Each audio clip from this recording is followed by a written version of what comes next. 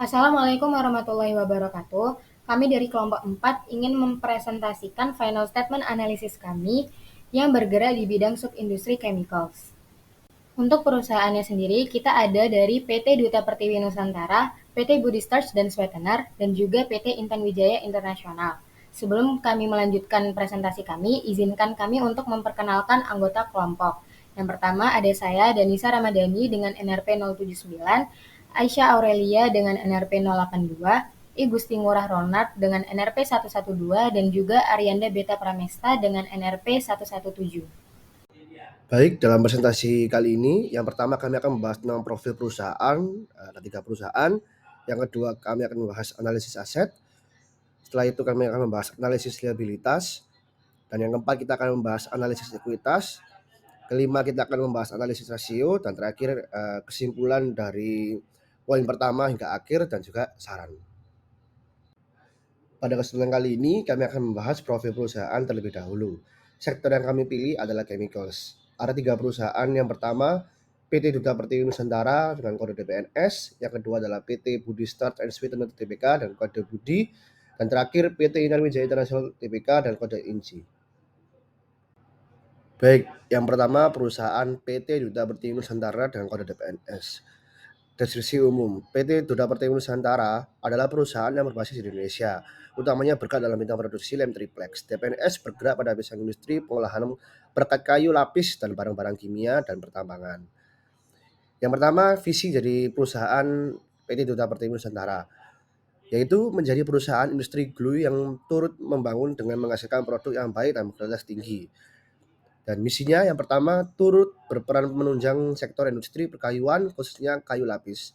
Kedua, berpartisipasi dalam pembangunan ekonomi. Ketiga, menciptakan lapangan kerja dan meningkatkan keterampilan dan kesejahteraan.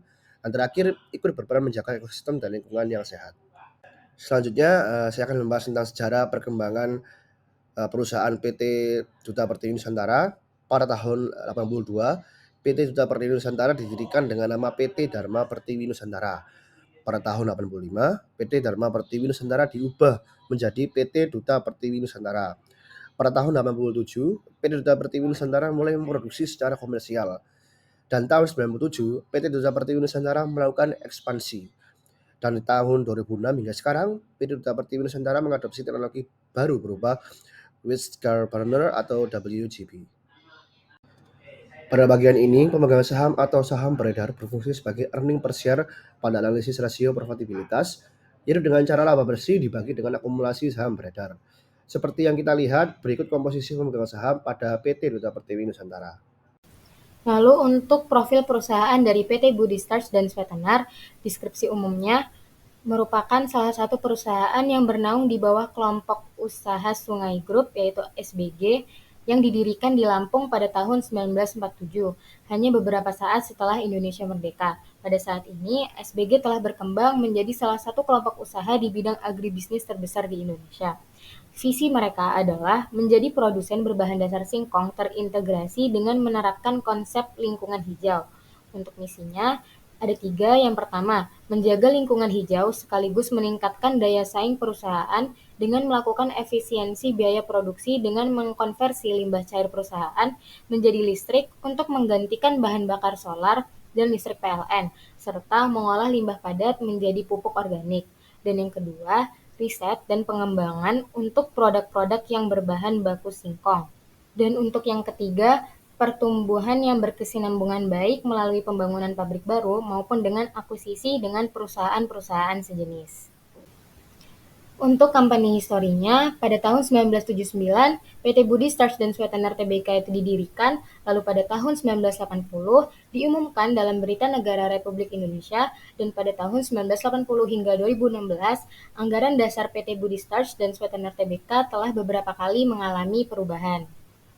Dan untuk shareholder-nya, yaitu komposisi pemegang sahamnya, di sini ada 3. Untuk pemegang saham pertama, PT Sungai Budi dengan persentase sebesar 26,70%, dilanjut oleh PT Budi Delta Swakarya dengan persentase sebesar 31,15%, dan yang terakhir dari masyarakat, di mana masing-masing masyarakat itu kurang dari 5%, jika ditotal semua menjadi 42,15%.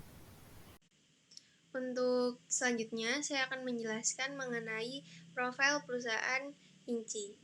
Yang pertama ada deskripsi umum. PT Intan Wijaya International Tbk sebelumnya menggunakan nama PT Intan Wijaya Chemical Industry, didirikan pada tahun 1982 sebagai perusahaan manufaktur formalin dan berbagai produk turunan formalin.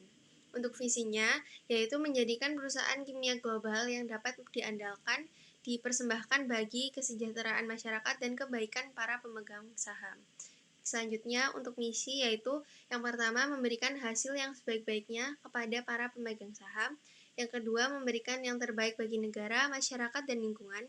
Yang ketiga, memberikan kepuasan yang tinggi kepada para pelanggan. Dan yang terakhir adalah memberikan perhatian kepada peningkatan kehidupan para karyawan.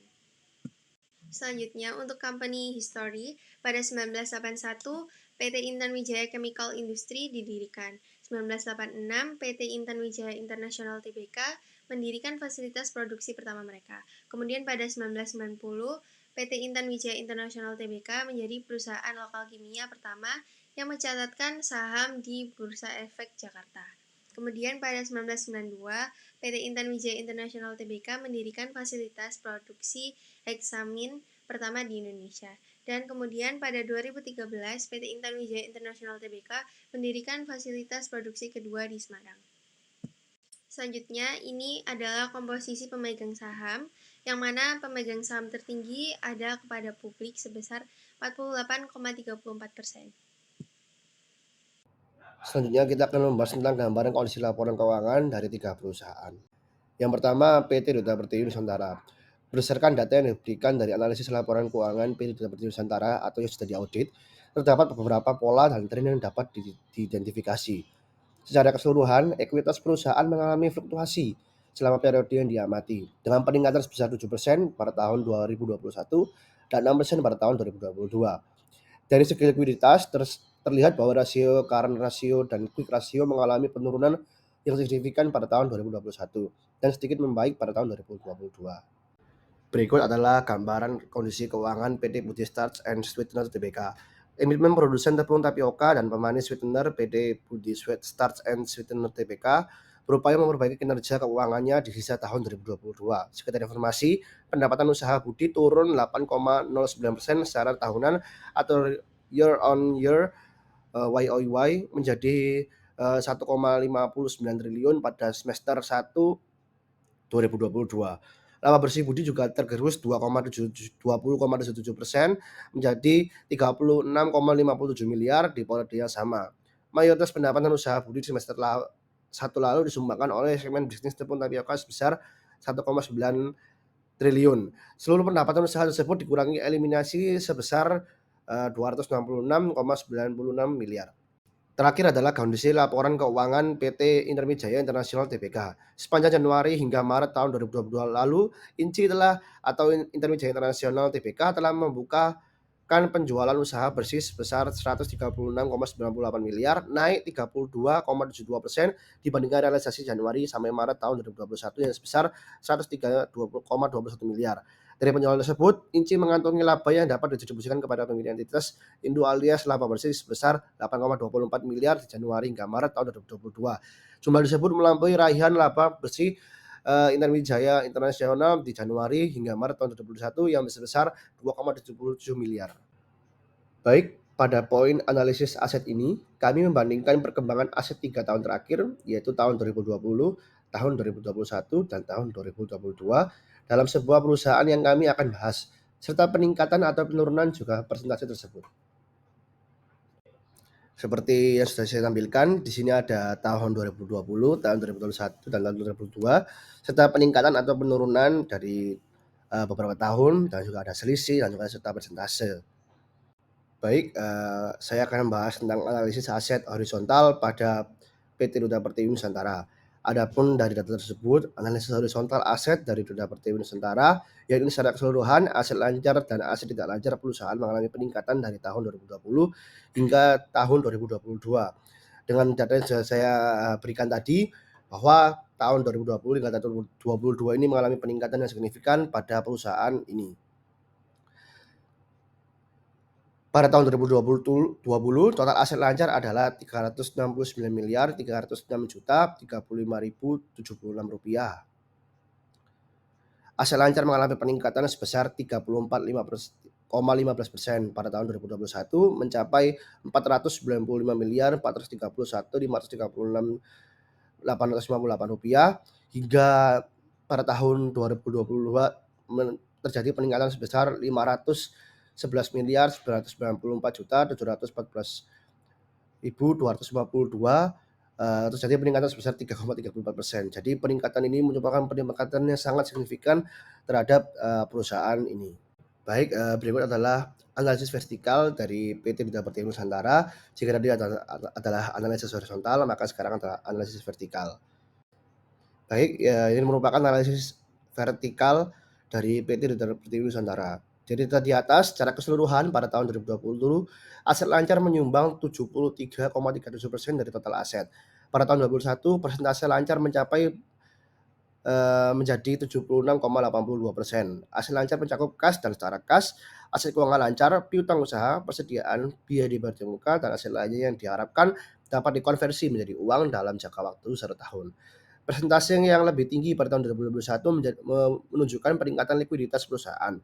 Pada tahun 2020, aset tidak lancar menyumbang 26,63% dari total aset. Pada tahun 2021, persentase aset lancar menurun menjadi 23,18%. Tetapi pada tahun 2022, aset tidak lancar menyumbang 27,53% dari total aset. Aset tidak lancar mencakup aset tetap, piutang dari pihak berelasi, aset pajak tanggungan, dan aset lainnya yang tidak diharapkan dapat dikonversi menjadi uang dalam jangka waktu 1 tahun. Peningkatan persentase pada tahun 2022 menunjukkan peningkatan investasi jangka panjang perusahaan. Total aset pada tahun 2020 adalah Rp503.363.317.317 yang meningkat menjadi Rp588.171.395.808 pada tahun 2021. Namun menurun menjadi Rp542.762.260.692.244 pada tahun 2022. Secara keseluruhan, aset lancar dan aset tidak lancar mengalami fluktuasi juga dari tahun 2020 hingga 2022. Hal ini menunjukkan pertumbuhan dan ekspansi perusahaan dalam mengelola asetnya. Baik, PT Duta Pertiwi Nusantara sudah selesai dan kita akan lanjut ke analisis aset horizontal pada perusahaan PT Budi Start and Sweetener Tbk. Jadi sudah terlihat di sini ada balance sheet dari data Excel yang kami sudah kirimkan seperti ini. Lalu kita akan membahas tentang secara detail. Adapun dari data tersebut, analisis horizontal aset dari PT Data Starch and Sweetener Tbk yang ini secara keseluruhan aset lancar dan aset tidak lancar perusahaan mengalami peningkatan dari tahun 2020 hingga 2022 seperti Excel yang sudah kita kirimkan. Hal ini menunjukkan pertumbuhan dan ekspansi perusahaan dalam mengelola asetnya. Total aset perusahaan juga mengalami peningkatan selama periode yang sama, mencerminkan pertumbuhan secara keseluruhan perusahaan. Aset lancar mencakup kas dan setara kas, aset keuangan lancar, piutang usaha, persediaan lancar, dan uang muka lancar. Pada tahun 2020, aset lancar adalah Rp369.306.035.076. Aset lancar mengalami peningkatan sebesar 34,15% pada tahun 2021, mencapai Rp495.431.536.858 hingga yang terakhir pada tahun 2022 mencapai Rp511.994.714.252. Total aset mengalami peningkatan sebesar 25,50% pada tahun 2021, mencapai Rp631.745.283.860. Kemudian pada tahun 2002 terjadi peningkatan sebesar 4,74%, mencapai Rp691.673.188.740. Selanjutnya merupakan analisis aset vertikal dari PT Budi Start and Sweetener Tbk.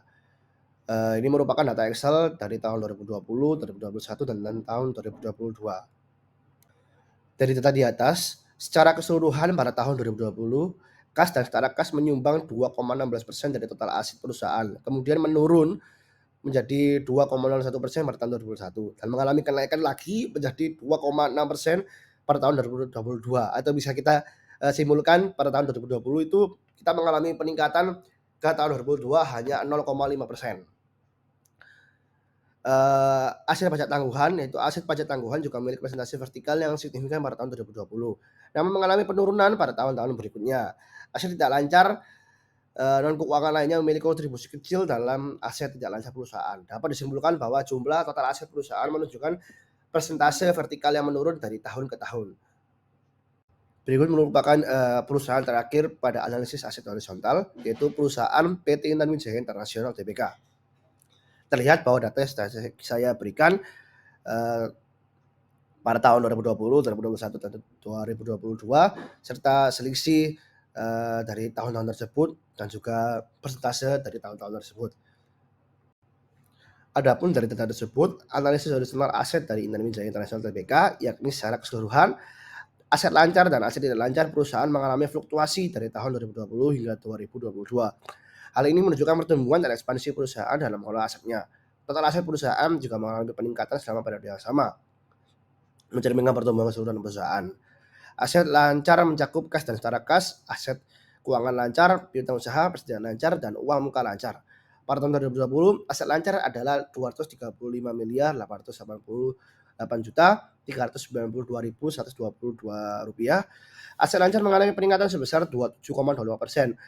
Hingga tahun 2022 terjadi penurunan sebesar min 9,20%. Ini merupakan angka yang sangat tinggi dalam suatu perusahaan, mencapai 272 miliar 572 juta 186.884 rupiah.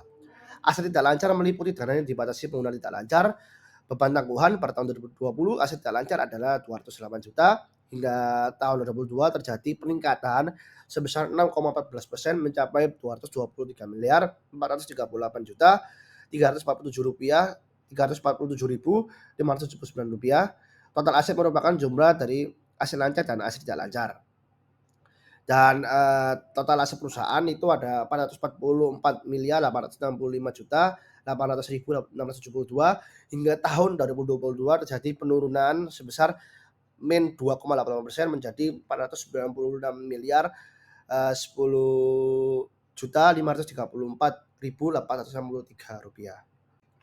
Selanjutnya adalah analisis aset vertikal pada perusahaan PT Intan Wijaya Internasional Tbk. Terlihat juga Excel yang sudah saya berikan tentang tahun-tahun dan juga ada presentasi vertikal dalam setiap tahunnya.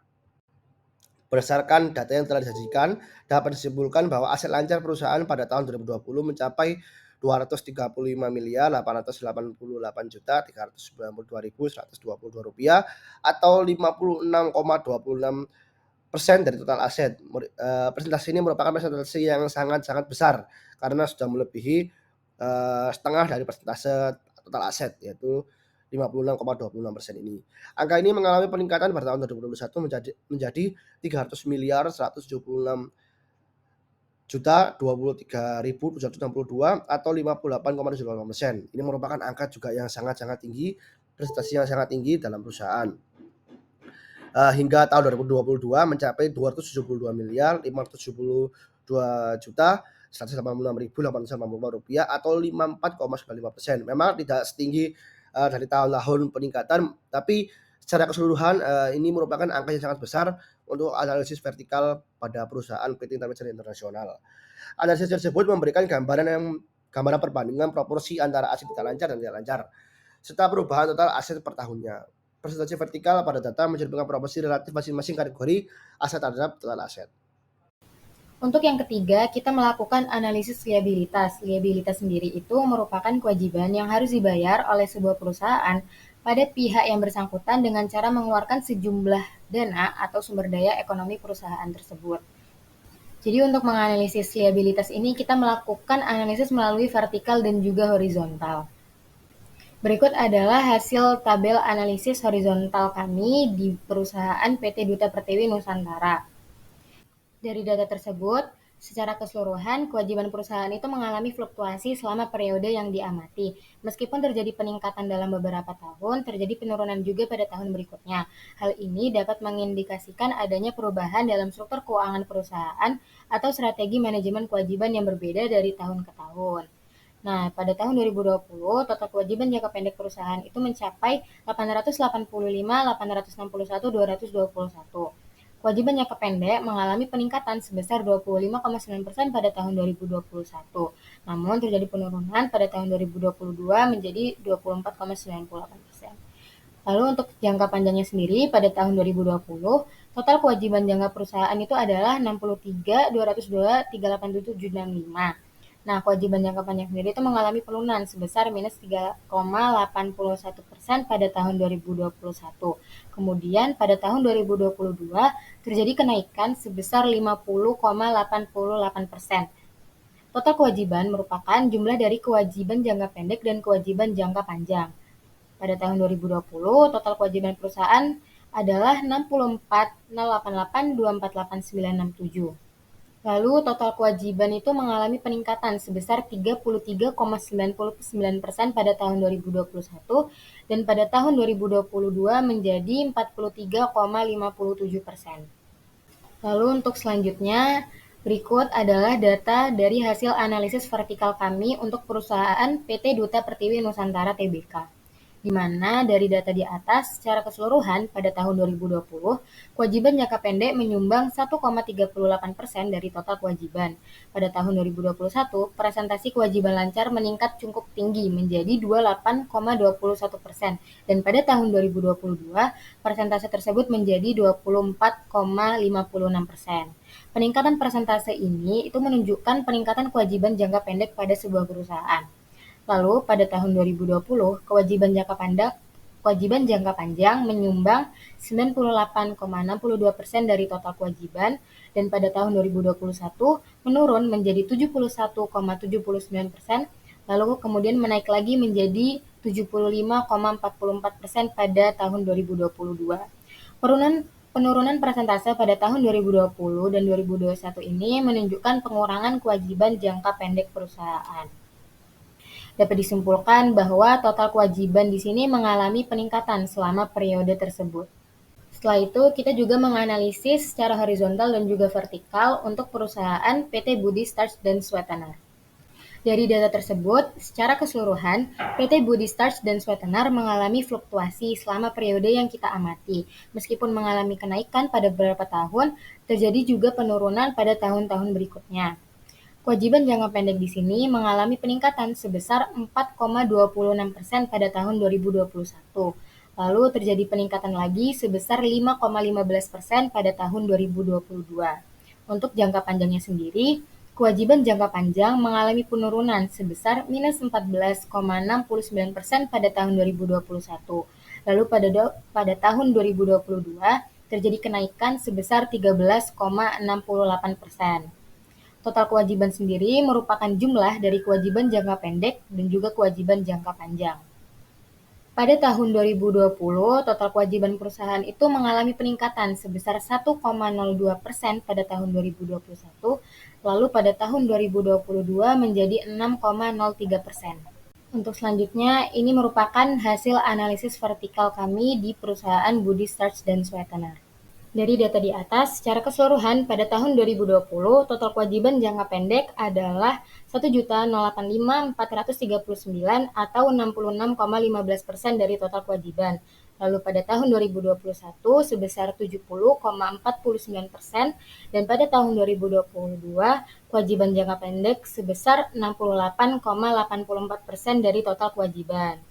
Untuk jangka panjangnya sendiri pada tahun 2020 sebesar 33,85% dan pada tahun 2021 sebesar 29,51% dan 31,16% pada tahun 2022. Dalam analisis ini, kita dapat melihat bahwa proporsi kewajiban lancar terhadap total kewajiban mengalami fluktuasi dari tahun 2020 hingga tahun 2022. Sementara itu, proporsi kewajiban jangka panjang terhadap total kewajiban mengalami fluktuasi juga dalam periode yang sama. Hal ini menunjukkan adanya pergeseran dalam struktur kewajiban perusahaan dengan peningkatan kewajiban jangka pendek dan fluktuasi di kewajiban jangka panjang. Dan yang terakhir, kita juga menganalisis secara horizontal maupun vertikal di perusahaan PT Intan Wijaya Internasional Tbk. Berikut merupakan hasil analisis horizontal kami. Dari data tersebut, secara keseluruhan, kewajiban perusahaan juga mengalami fluktuasi, di mana kewajiban jangka pendek tersebut mencakup utang usaha pihak ketiga, utang lainnya pihak ketiga, utang muka pelanggan jangka pendek, utang panjang, dan beberapa komponen lainnya. Pada tahun 2020, total kewajiban jangka pendek perusahaan itu adalah 63.454.190.549, di mana kewajiban jangka pendek pada tahun 2021 mengalami peningkatan sebesar 88,39%. Namun terjadi penurunan sebesar minus 39,80% pada tahun 2022. Kewajiban jangka panjang sendiri meliputi liabilitas pajak tangguhan, liabilitas jangka panjang atas liabilitas sewa pembiayaan, uang jaminan jangka panjang, kewajiban imbalan pasca kerja jangka panjang, dan beberapa komponen lainnya. Pada tahun 2020, total kewajiban jangka panjang perusahaan itu adalah 12,536.630.124. Kewajiban jangka panjang pada tahun 2021 mengalami penurunan sebesar minus 7,51%. Kemudian pada tahun 2022, penurunan lagi sebesar minus 38,99%. Lalu, pada tahun 2020, total kewajiban perusahaan itu adalah 75,990.820.673, di mana di situ mengalami peningkatan sebesar 75,57% pada tahun 2021, lalu menurun menjadi minus 39,73% pada tahun 2022. Selanjutnya, ini merupakan hasil analisis vertikal kami di perusahaan PT Intan Wijaya Internasional. Berdasarkan data tersebut, dapat kita lihat pada tahun 2020, kewajiban jangka pendek perusahaan mencapai 83,50% dari total kewajiban. Angka ini mengalami peningkatan yang cukup signifikan di tahun 2021 menjadi 91,16%, namun mengalami penurunan di tahun 2022 menjadi 91,05% dari total kewajiban. Untuk jangka panjangnya sendiri, pada tahun 2020 mencapai 16,50% dari total kewajiban, mengalami penurunan lagi pada tahun 2021 menjadi 8,84% dan kembali mengalami penurunan lagi menjadi 8,95% dari total kewajiban. Analisis tersebut memberikan gambaran perbandingan proporsi antara kewajiban jangka pendek dan kewajiban jangka panjang, serta perubahan total kewajiban per tahunnya. Presentasi vertikal pada data tersebut mencerminkan proporsi relatif masing-masing kategori kewajiban terhadap total kewajiban. Kemudian, saya akan melanjutkan mengenai analisis ekuitas secara horizontal dan vertikal dari 3 perusahaan bidang chemicals, yaitu DPNS, INCI, dan Budi. Untuk analisis horizontal, DPNS dari data di atas secara keseluruhan, ekuitas perusahaan mengalami fluktuasi selama periode yang diamati. Total ekuitas perusahaan adalah jumlah dari ekuitas yang diatribusikan kepada pemilik entitas induk dan kepemilikan non-pengendali. Pada tahun 2020, total ekuitas perusahaan adalah 284 miliar sekian. Total ekuitas mengalami peningkatan sebesar 7% pada tahun 2021, mencapai 307 miliar. Selanjutnya, pada tahun 2022 terjadi peningkatan sebesar 6% menjadi 329 miliar. Ekuitas yang diatribusikan kepada pemilik entitas induk meliputi saham biasa, tambahan modal disetor, cadangan, saldo laba, dan komponen ekuitas lainnya. Berikut adalah analisis vertikal dari PT Duta Pertiwi Nusantara Tbk. Dari data di atas, secara keseluruhan pada tahun 2020, total ekuitas perusahaan sebesar 284 miliar 823 juta 663.685 rupiah atau 100% dari jumlah ekuitas. Kemudian pada tahun 2021, total ekuitas perusahaan mengalami peningkatan menjadi 307 miliar 956 juta 854.988 rupiah atau 100% dari jumlah ekuitas.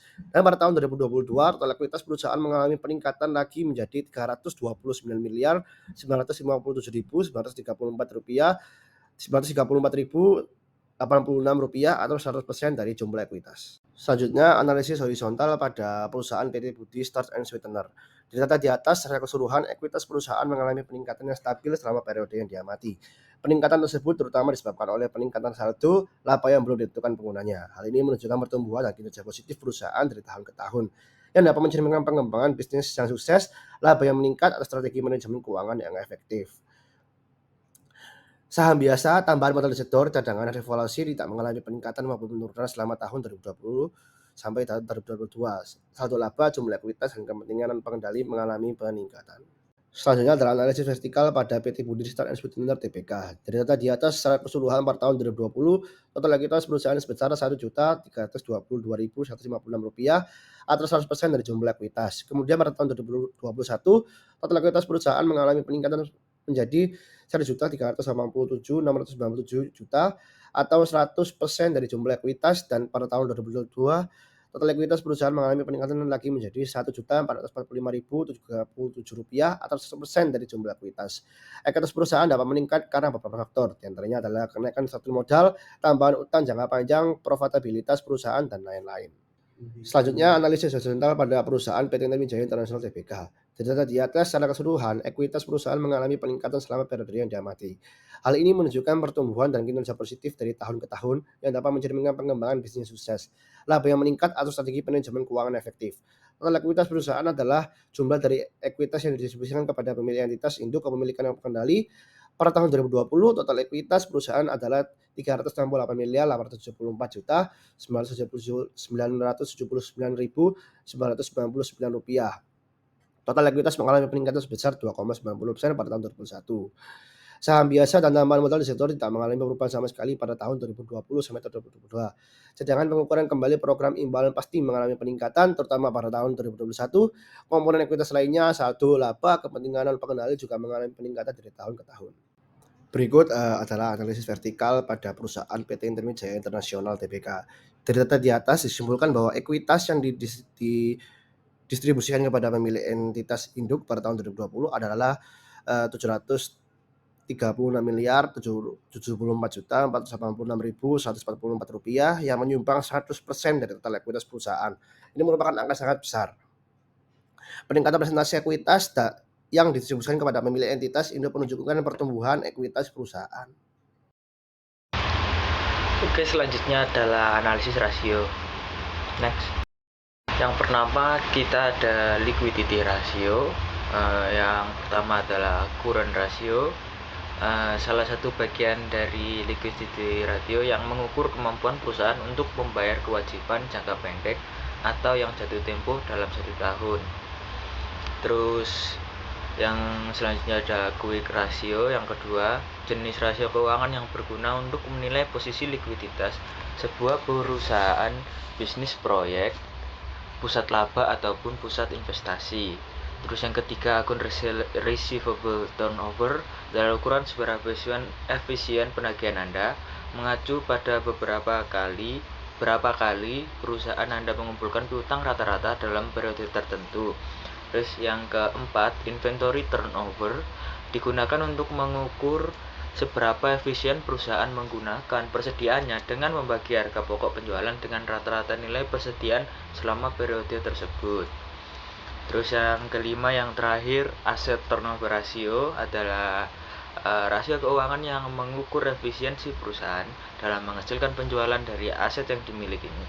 Ya, rasio ini mengukur seberapa banyak pendapatan yang dihasilkan oleh perusahaan dari setiap dolar aset yang dimilikinya.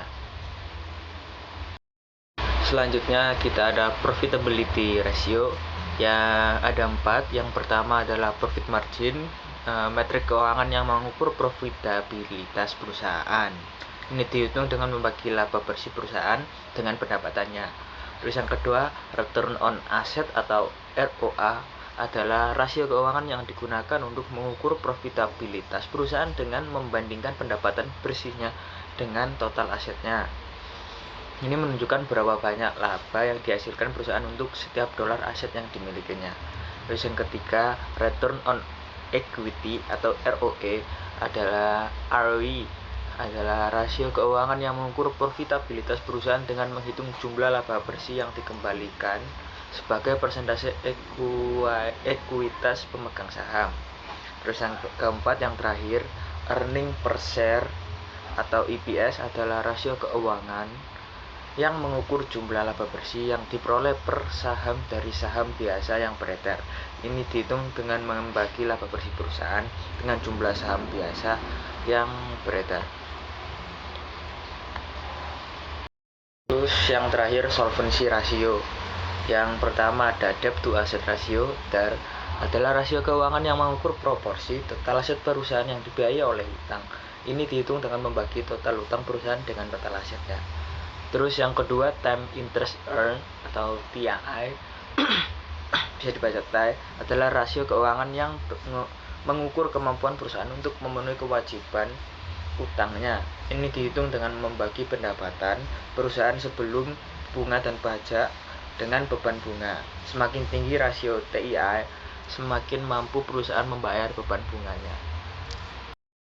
Berikut adalah rasio analisis dari PT Duta Pertiwi Nusantara Tbk. Selanjutnya ada liquidity ratio dari PT Duta Pertiwi Nusantara Tbk. Current ratio mereka mencapai 416,89 di tahun 2020, kemudian menurun menjadi sangat tajam, menurun menjadi 20,74 pada tahun 2021 dan sedikit menurun lagi menjadi 17,15 pada tahun 2022. Terus yang kedua, quick ratio mengalami fluktuasi dengan nominal 383,61, terus menjadi 18,00 di tahun 2021, terus menjadi 14,71 pada tahun 2022. Yang ketiga, rasio receivable turnover mengalami penurunan selama 3 tahun berturut-turut dengan nominal pertama di tahun 2020 5,04, terus menjadi 12,90 pada tahun 2022. Yang keempat, inventory turnover mengalami fluktuasi dengan nominal minus 2,57 pada tahun 2020, meningkat menjadi minus 1,54 pada tahun 2021, dan menurun menjadi minus 1,97 pada tahun 2022. Yang terakhir, asset turnover mengalami fluktuasi serupa dengan nominal 0,19 di tahun 2020, terus 0,23 tahun 2021 dan 0,30 di tahun 2022. Selanjutnya adalah profitability ratio. Yang pertama, return on asset ROA mengalami fluktuasi dari tahun 2020 dan 2022 dengan nominal sebesar 0,5%, 3,6%, dan 3,1%. Terus yang selanjutnya adalah solvency ratio. Debt to asset ratio mengalami kestabilan dari tahun 2020 hingga 2022 dengan nominal 0,13 tahun 2020, lalu pada tahun 2022 sebesar 0,18. Terus time interest earned mengalami peningkatan yang signifikan dari tahun 2020 dengan nominal minus 230,16 hingga 2022 dengan nominal minus 634,59. Hal ini menunjukkan peningkatan kemampuan perusahaan untuk membayar bunga utang. Berikut adalah analisis rasio dari PT Budi Starch and Sweetener Tbk. Yang pertama adalah liquidity ratio. Current ratio mereka mencapai 1,14, kemudian meningkat menjadi 1,17, terus meningkat menjadi 1,33. Yang kedua, quick ratio mengalami fluktuasi dengan nominal 0,67, terus ke 0,84 dan 0,80. Yang ketiga, rasio receivable turnover mengalami penurunan 3 tahun berturut-turut dengan nominal 4,24 pada tahun 2020 menjadi 3,82 pada tahun 2022. Hal ini bisa disebabkan karena ketidakmampuan mengumpulkan piutang, penjualan yang kurang efisien, dan lain-lain. Yang keempat, inventory turnover, yaitu mengalami fluktuasi dengan nominal 4,58 pada tahun 2020 meningkat menjadi 7,95 pada tahun 2021 dan menurun menjadi 4,17 pada tahun 2022. Dan yang terakhir, aset turnover mengalami fluktuasi serupa dengan nominal 0,92, 1,13 dan 1,07. Terus yang selanjutnya, profitability ratio. Berdasarkan rasio profitabilitas, profit margin mengalami peningkatan yang stabil dari tahun 2020 hingga 2022. Hal ini menunjukkan peningkatan profitabilitas perusahaan. Return on asset (ROA) mengalami fluktuasi dari tahun 2020 hingga 2022 dengan nominal sebesar 2,3%, 3,1% dan 2,9%. Return on equity mengalami peningkatan stabil selama 3 tahun berturut-turut. Hal ini menunjukkan adanya peningkatan pengembalian bagi pemegang saham. Terus yang terakhir, solvency ratio. Debt to asset ratio mengalami kestabilan dari tahun 2020 hingga 2022 dengan nominal 0,55, terus 0,54 di tahun 2022. Hal ini menunjukkan proporsi aset yang dibiayai oleh utang relatif tetap. Kemudian times interest earned mengalami peningkatan yang signifikan dari tahun 2020 dengan nominal 2,84 hingga 2022 dengan nominal 3,84. Hal ini menunjukkan peningkatan kemampuan perusahaan untuk membayar bunga utang. Terus yang terakhir, ini adalah analisis rasio PT Intan Wijaya Internasional Tbk. Berikut adalah liquidity ratio dari PT Intan Wijaya Internasional Tbk. Current rasio perusahaan mencapai 3,72,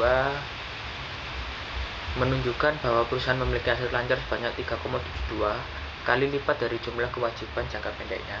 Namun pada tahun 2021 rasio ini turun menjadi 2,51 sebelum kembali meningkat pada tahun 2022 menjadi 3,79. Book rasio mengalami fluktuasi yang serupa mencapai 3,25, 1,88 di tahun 2021 dan 2,77 pada tahun 2022. Terus rasio account receivable turnover mengalami peningkatan dari tahun 2020 hingga 2022 mencapai 3,38, terus 3,63 dan 4,38. Terus inventory turnover menurun dari 10,26 ke 5,42 di tahun 2022, mencerminkan penurunan efisiensi dalam manajemen persediaan. Terus yang terakhir, aset turnover menunjukkan penurunan dari 0,89 pada tahun 2020 menjadi 0,96 pada tahun 2022. Baik, berikut adalah profitability ratio. Dalam hal profitabilitas, profit margin mengalami fluktuasi dari 7,8% pada tahun 2020 turun menjadi 2,1% pada tahun 2021, sebelum naik lagi menjadi 5,2% pada tahun 2022. Return on assets atau ROA mengalami penurunan dari 6,9% pada tahun 2020 menjadi 2,2% pada tahun 2021 dan kembali meningkat pada 5,51% pada tahun 2022. Return on equity (ROE) mengalami fluktuasi dari 8,3% pada tahun 2020 turun menjadi 2,9% pada tahun 2021 dan meningkat lagi menjadi 6,0% pada tahun 2022. Terakhir adalah solvency ratio. Rasio solvabilitas menunjukkan bahwa debt to assets rasio mengalami fluktuasi turun dari 0,17 pada tahun 2020 menjadi 0,16 pada tahun 2022. Time interest earned menunjukkan kenaikan yang signifikan dari tidak ada pada tahun 2020 menjadi 87,11 pada tahun 2021 dan kemudian lebih meningkat lagi menjadi 157,13 pada tahun 2022. Menandakan kemampuan perusahaan untuk membayar beban keuangan telah meningkat secara substansial. Poin terakhir yaitu kesimpulan dan juga saran. Kesimpulan, dalam penelitian ini kami menggunakan data keuangan tahunan 3 perusahaan publik PT Duta Pertiwi Tbk, PT Budi Start dan Sweetener Tbk, dan PT Intan Wijaya Internasional Tbk untuk merinci dan menganalisis struktur ekuitas, rasio likuiditas, dan profitabilitas dan solvabilitas. Basis untuk pemahaman yang mendalam tentang konsep-konsep tersebut diberikan oleh tinjauan literatur bab 2 untuk menggambarkan pengembangan perusahaan selama periode waktu yang diukur. Metodologi penelitian digunakan seperti yang dijelaskan pada bab 3 dengan menggunakan pendekatan analisis horizontal dan vertikal. Bab 4 membahas analisis ekuitas. Hasilnya menunjukkan bahwa meskipun profitabilitas meningkat, PT Duta Pertiwi Nusantara Tbk mengalami fluktuasi ekuitas dan kesulitan memenuhi kewajiban jangka pendek. PT Intan Wijaya Internasional Tbk menunjukkan peringkat ekuitas yang signifikan dan perubahan likuiditas dan profitabilitas. Sementara PT Budi Starch and Sweetener Tbk menunjukkan peningkatan yang konsisten dalam struktur ekuitas, likuiditas, dan profitabilitasnya. Bab 5 kemudian membahas analisis rasio untuk setiap perusahaan. PT Duta Pertiwi Nusantara Tbk mengalami penurunan likuiditas yang signifikan, sementara PT Budi Start dan Sweetener Tbk menunjukkan peningkatan likuiditas, profitabilitas, dan solvabilitas Likuiditas dan profitabilitas PT Intan Wijaya Internasional Tbk berubah, tetapi solvabilitas tetap stabil. Jadi pada poin saran, kami membuat beberapa rekomendasi berdasarkan analisis yang sudah kami buat. Untuk menghindari masalah kewajiban jangka pendek, PT Duta Pertiwi Nusantara Tbk harus melakukan analisis lebih mendalam tentang fluktuasi ekuitas dan memperhatikan manajemen likuiditas. Kami menyarankan pada PT Budi Start and Sweetener Tbk untuk mempertahankan strategi likuiditas yang baik dan terus meningkatkan efisiensi manajemen persediaan. Di sisi lain, PT Intan Wijaya Internasional Tbk harus berkonsentrasi pada stabilitas likuiditas dan profitabilitas serta mempertimbangkan strategi untuk meningkatkan efisiensi manajemen persediaan. Secara keseluruhan, memahami situasi finansial dan strategi bisnis dapat membantu membuat keputusan yang lebih baik. Berikut adalah presentasi kelompok 4 kami yang sudah kami buat. Mohon maaf apabila ada kesalahan dan data-data yang kurang berkenan. Terima kasih.